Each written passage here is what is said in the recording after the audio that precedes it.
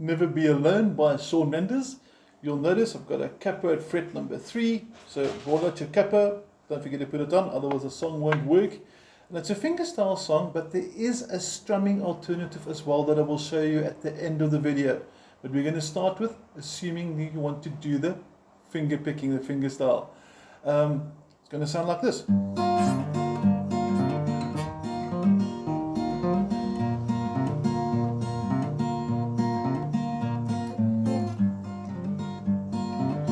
Now let me show you what's actually happening there. First of all, I want to go through the chords, and then we're going to come back to see what the fingers actually do.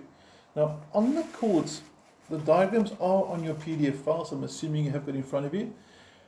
Your E minor 7 looks like this. Notice fingers 3 and 4 on the bottom 2 strings. Okay, they're not going to move. E minor, C add 9, G, until I get to the D with the F sharp, and then only my pinky moves. So I go to what looks like a D. Notice the pinky is released, finger 3 hasn't moved, and watch my thumb.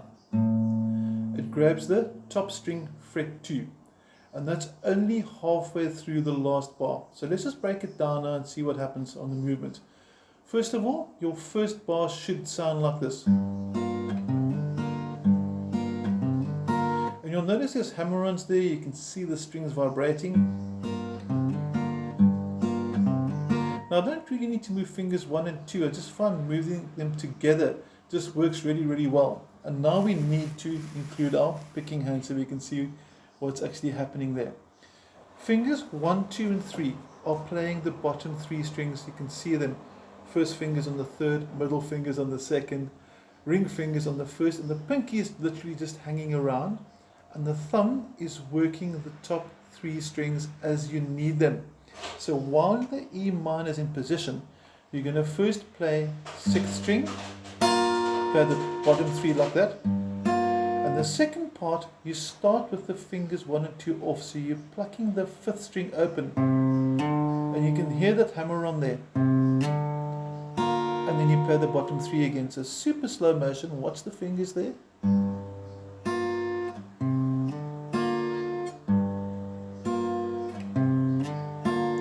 One more time. 2, 3, 4 and... So you can see the hand's not doing really much on this side, and your fretting hand, picking hand combination, they're both sort of quite stationary, and the purpose of the pinky there is it's actually positioning or locating itself on the guitar, so it stops my hand from drifting, which is very, very important. Now the next chord, C add 9, all that really happens is finger 1 comes down a string, and the middle finger goes to the 3rd fret after the capo. So this is capo and now is replacing the nut. So this is your new fret 1, my new fret 2 is in fret 3. And now we start on the 5th string, so it's going to sound like this. And all that's really happening, if you break it down, again, is 5th string with the thumb, bottom 3 strings, and then you release the fingers 1 and 2 like we did before. There's my hammer on, and the top 3 one more time. So let's put the E minor 7 and the C add 9 together now. Now I want you to pay attention to the small finger movements, and you can also see the strings vibrate as it goes along as well. So that gives you an indication of what strings are being picked, but I want to focus primarily on the hand movement. So here we go. 2 and 3 and 4 and...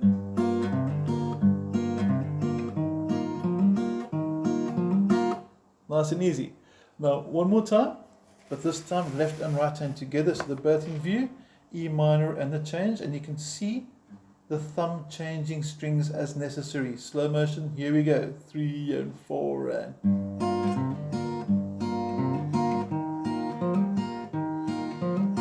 And the next chord up is G. And you'll also notice that, as we said in the beginning, fingers 3 and 4 at the bottom there still haven't moved. There's your new G. And G is going to be like that. And that is basically the same as the C add 9, only everything, or fingers 1 and 2 rather, have moved 1 string up, which means the thumb had to move up with it. So you can actually see and hear the similarity. Here's the C add 9 and G. at the end of the G, watch this. That sounds quite cool. Now I'm going to first of all show the techniques and just remind us that for the first time the pinky is actually going to move. Now the G is going to be for 1 and sort of 3/4 bars. It's actually not really 1 1/2. It's going to go like this.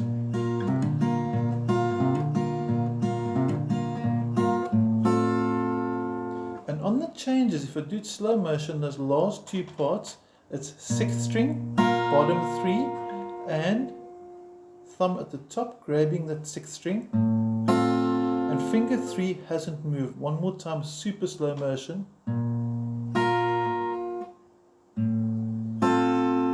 And that's pretty much your picking technique for the song. So you're going to take it one more time now the whole way through.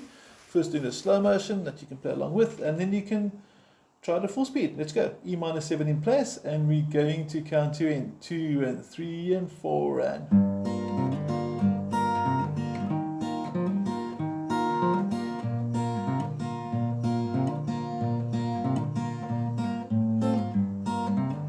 and repeats.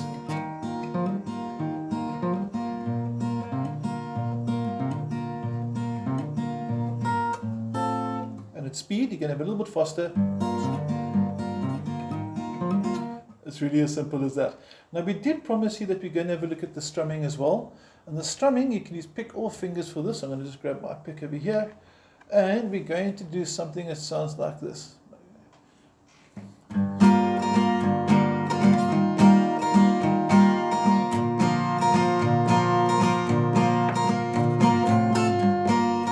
Slow motion, if you break that down, it's E minor 7. We've done it at the beginning of the video. And it's simply bass note, down, up, down. So a bit faster, bass note, down, up, down. And then you change to C at 9. But notice the bass note changes depending which chord we're on. For the E minor 7, 6th string. For the C at 9, 5th string. The G back to the 6th string. And the 6th string for the change to the D as well. Now, if you've got any questions with the rhythm pattern, let me know. It's really easy one to strum, although I would encourage you to use fingerstyle for that. Just sounds cool, it's a nice technique. And to complete the song, all you have to do is simply follow the chords. So when he goes to the bridge and he sings, hey, I know there's some things we need to talk about, you're going to have C at 9 if you're strumming it.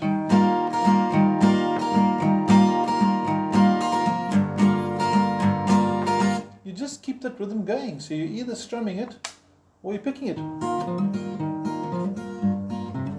It's as simple as that. It's a really cool song to play. If you're not sure of anything, please drop me a WhatsApp and say, Ian, this is not working. I don't understand the picking pattern, or can you slow it down, or can you just explain something? I'll be happy to help. Otherwise, enjoy Never Be Alone. Picking or strumming, I don't really mind which one you go for as long as you're enjoying the song. And as we mentioned as well, what we want to learn here is that these add 9 chords and minor 7 chords, especially when you combine them with G, and this they use a lot. Ed Sheeran uses it a lot, Shawn Mendes uses it a lot. That combination with finger 3 and 4 at the bottom is very, very popular. In fact, they use it for Wish You Were Here as well.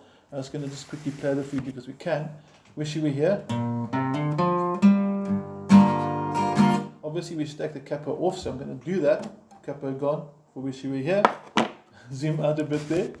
And check this out.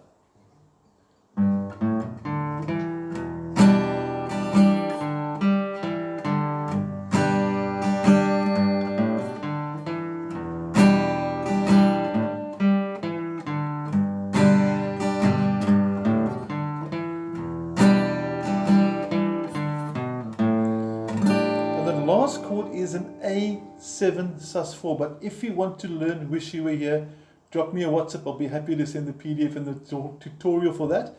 And to close, I'm quickly going to play the same song with a 12-string guitar just to show the difference and how cool it sounds. Okay, this is the 12-string guitar, up close and personal. You can see there's a whole lot of extra strings there. If you look at the top of the guitar, 12 strings. But listen to the difference and how cool that same Wish You Were Here we ended with sounds if you start with this.